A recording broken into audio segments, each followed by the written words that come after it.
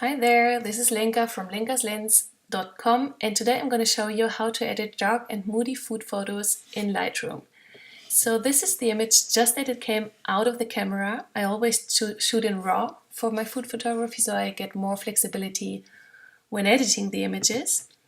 And one of the first things I do when editing an image is to scroll down in the editing panel to the Remove Chromatic, Aberration and Enable Profile Corrections. So the lens I used is automatically recognized. This is like this for most of the lenses. Mine in this case was a Sigma Art 50mm lens.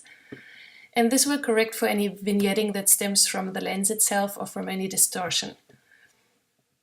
One of the next things I do is I'll move the clarity slider here, which will make the image pop a lot more, and usually dark images can bear more clarity than light images where it starts to look weird before. But for dark images, well, let's have a look. I'd move it maybe up to here. We can adjust this later also depending on the other edits. I'll take my temperature down a bit because it makes food look fresher and more crisp.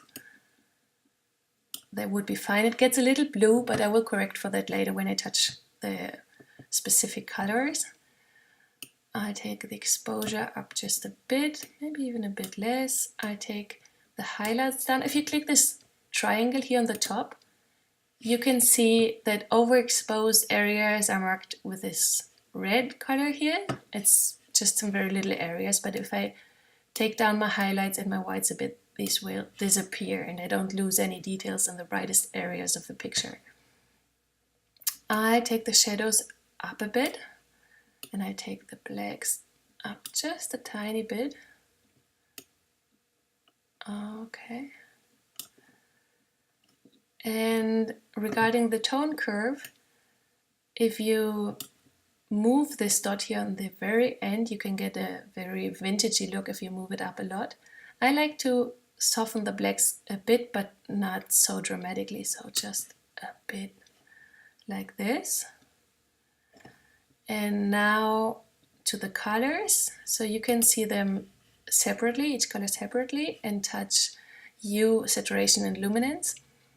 I like to see them all at once usually, and then I will adjust hue, saturation and luminance for all the colors. You have to be careful here because you want to look your food natural, so don't go too wild on these. You can have a look at the chilies down there, take the red a bit to the pinkish side. The other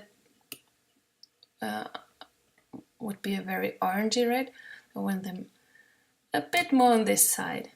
I take the green a bit towards the blue, the bluish side of green, and that's it for the tones. And I just move them a tiny bit, so colors won't look very unnatural.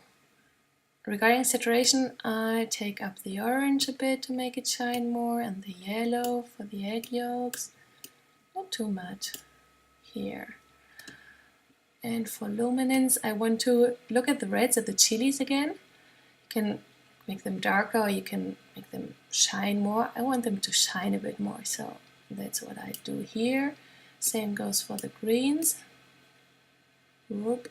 Here, I want them to shine a bit. Okay, that's good. Now we're almost done with this part of the general retouching or editing. And I just add a bit of a vignette. I wouldn't do that for bright images, but for dark images a bit can work fine sometimes. So just a tiny bit of a vignette.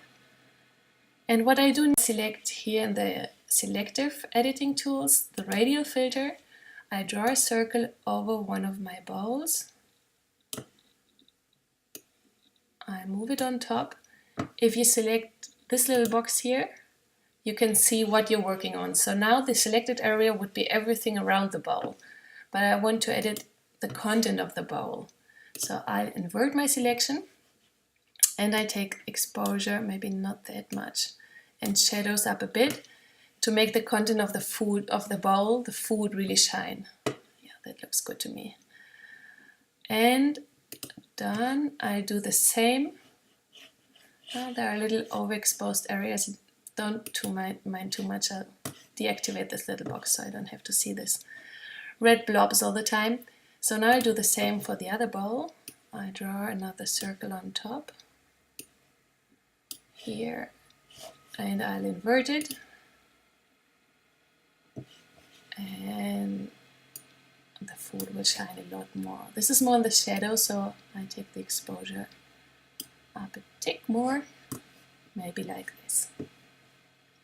And now another thing I want to correct for, I find like this part of the background has a little too much structure and is distracting from the food. So what I do is I select the radial filter again, I draw an elliptic shape to cover both of my bowls. I drag it over here, okay,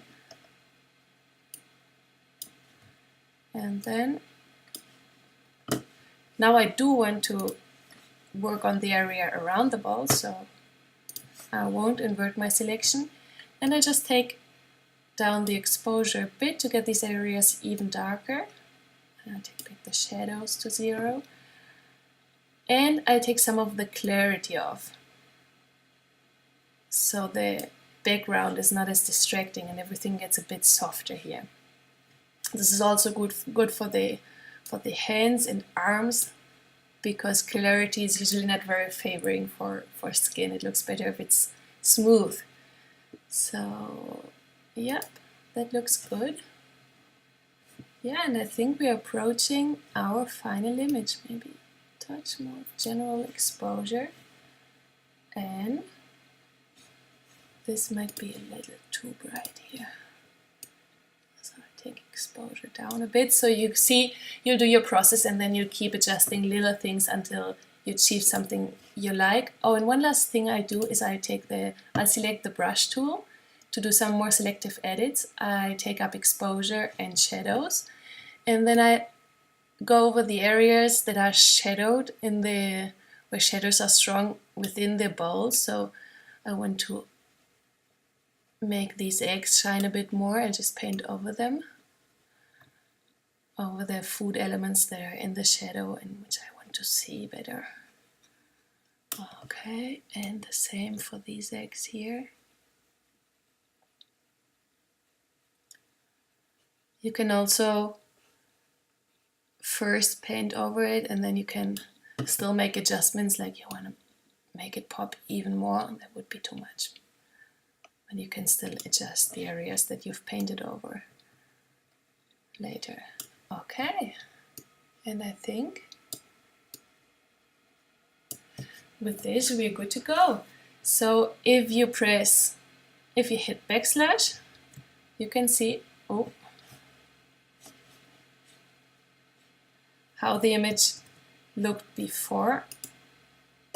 Oh, I hit the wrong thing. Yep. Let's get back. I don't know what happened now, sorry. Okay.